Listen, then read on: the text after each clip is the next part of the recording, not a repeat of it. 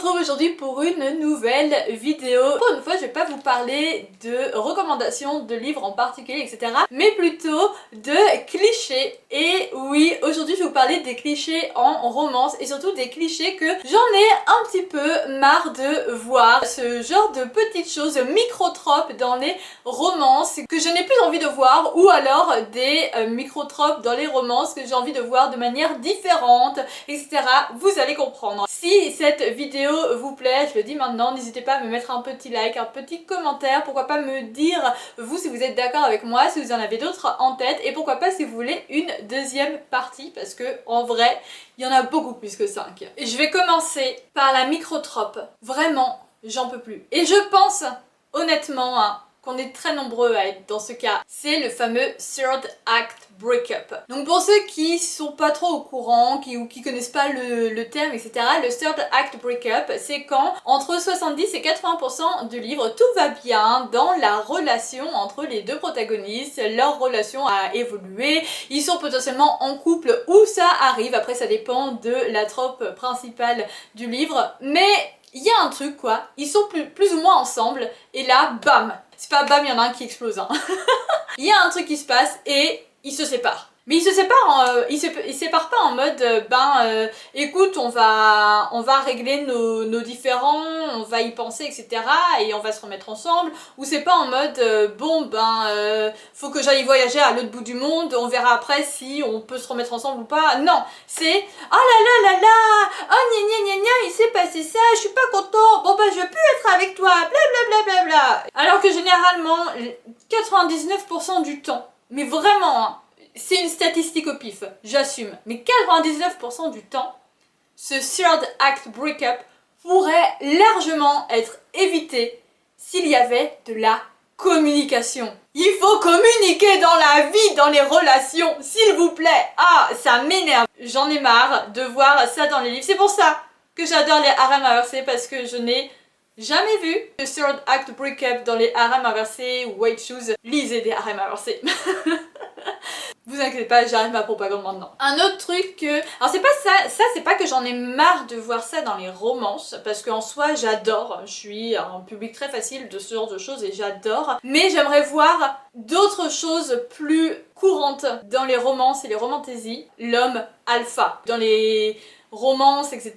Il n'y a pas forcément d'homme alpha, mais c'est en mode l'homme un petit peu dur à cuire, qui est pas spécialement sensible, etc. Et c'est pour ça que j'aime vraiment beaucoup les romances de Morgane Moncomble, parce qu'on n'a pas ce genre de protagoniste. Et dans certains harems inversés, mince, j'ai dit que j'arrêtais, mais dans certains harems inversés, comme il y a différents protagonistes masculins différents, ben dans le lot, il y en a quelques-uns qui ne sont pas de cette catégorie-là, et encore, ça dépend des harems inversés. Voir des protagonistes masculins un petit peu plus sensibles. Enfin, je sais pas si vous voyez ce que je veux dire. J'ai envie de voir des hommes un petit peu plus humains, tout simplement. Ou alors qui peuvent avoir l'air d'être les hommes un petit peu sombres, un petit peu taciturnes, un petit peu Dark Sasuke, vous voyez.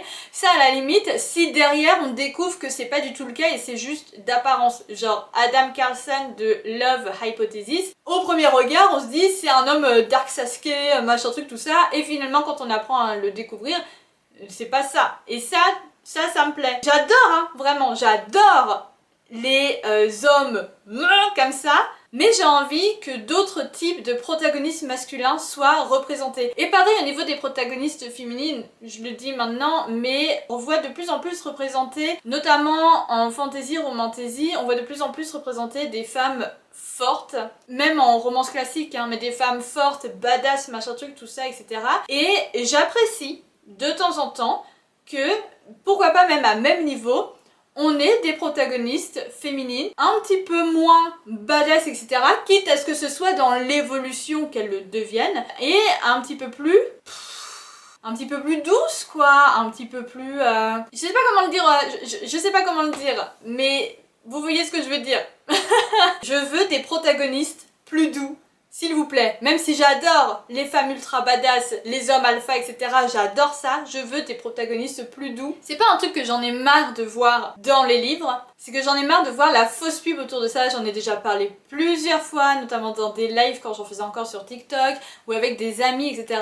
C'est le fameux enemies to lovers. Et attention, je dis le fameux, c'est fait exprès. Il y a beaucoup trop de livres, mais vraiment beaucoup trop de livres, qui sont catégorisés comme des enemies to lovers, parce que les gens, que ce soit les auteurs ou les maisons d'édition, savent que ça fait vendre, ou parce que eux, dans leur tête, ils se disent mais les personnages, si, bien sûr qu'ils sont ennemis, etc. Ok, y a pas de problème. Mais si tu me vends des ennemis pour faire un enemies to lovers, vends-moi des ennemis.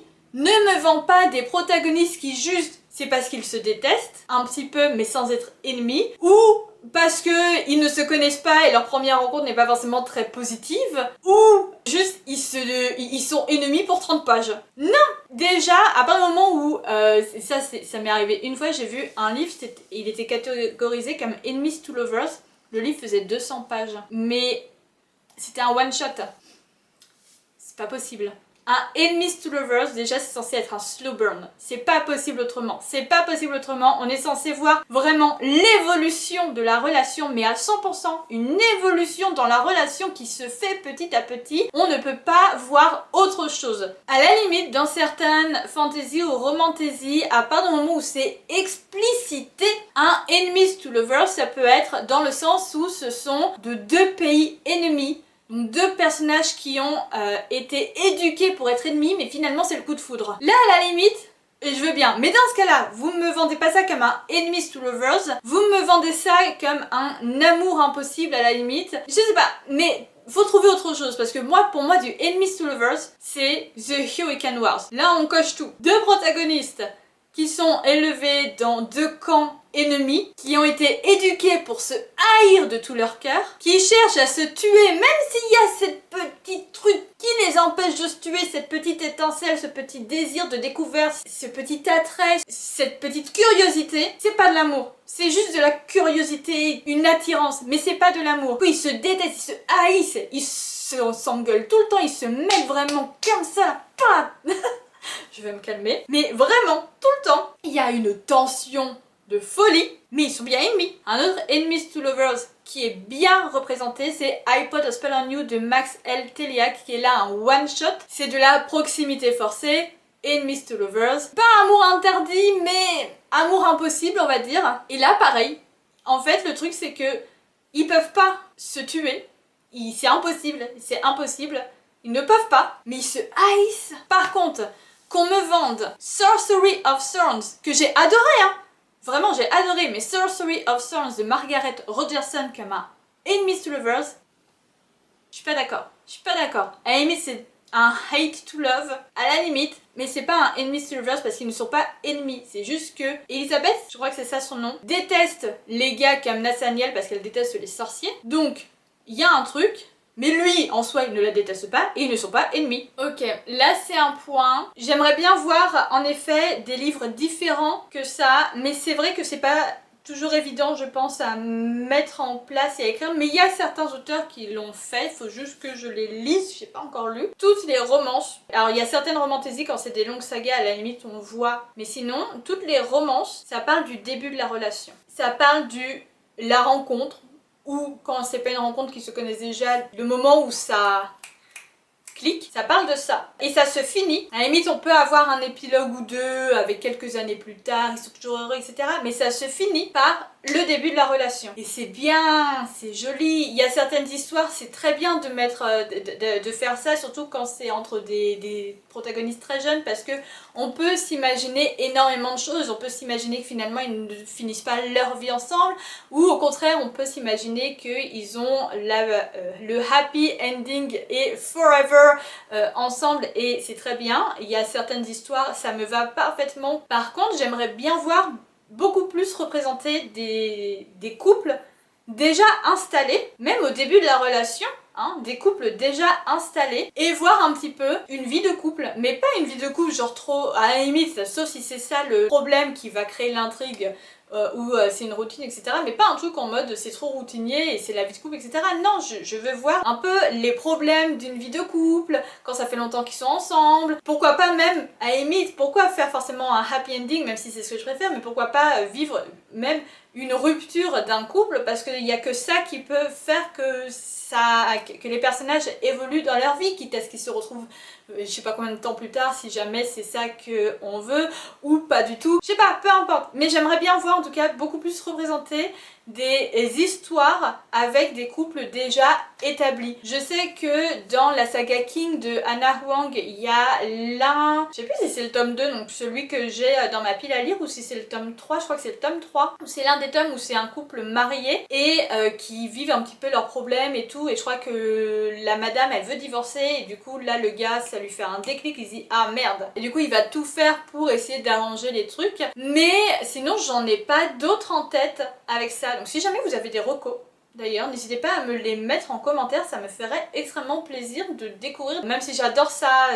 ça fait palpiter mon petit cœur, etc. J'en ai marre de ne voir que des débuts de relations et pas des pendants. Dernier point, mais pas forcément le pire en vrai. Ça va presque avec le premier point, le third act breakup. On sait que peu importe ce qui se passe, que ce soit un third act breakup ou autre chose, on sait que dans toute romance, à un point vers la fin, il va se passer un truc. Donc soit c'est le third act breakup, soit c'est un autre truc qui va venir pour foutre la merde un petit peu, pour permettre à la relation d'évoluer, à la relation de se solidifier et de se créer véritablement. Peu importe s'il y a une séparation ou pas. Un peu trop souvent, alors là ça va plus être au niveau des webtoons et quelques romances, mais c'est surtout au niveau des webtoons. Et alors ça j'en ai marre. C'est une fois que la relation est plutôt bien établie, qu'il y a une confiance entre les deux protagonistes, à partir du moment où ils sont là, c'est bon, je te fais confiance, on vit notre vie, blablabla, il y a toujours le ou la fameuse ex qui arrive. La majorité du temps, quand on a ce truc de l'ex qui revient, là je pense à un livre en particulier, je vais pas dire c'est lequel, mais quand l'ex revient, peu importe la raison, que ce soit que elle est encore en amour pour la protagoniste concernée ou pas, cet ex veut nuire à la relation qui naît. Mais d'où tu fais ça dans la vraie vie? D'où? Pourquoi on a toujours cet ex ultra toxique qui revient et qui vient foutre le bordel? La protagoniste qui souffre de ça, mais il sait se faire. Pourquoi il sait se faire? Souvent en plus, il ne communique pas. Ces personnages-là, ils ne communiquent pas avec leur partenaire, ils ne disent rien, ils se laissent faire. Pourquoi? Et ça m'énerve. Ça m'énerve. Pourquoi? Je vous remercie d'avoir regardé cette vidéo jusqu'au bout. N'hésitez pas encore une fois à me dire si vous êtes d'accord avec moi, si vous en avez d'autres de votre côté et surtout si vous voulez une deuxième partie parce que j'en ai encore vraiment beaucoup. En attendant, je vous fais des gros bisous et je vous dis surtout bonne lecture!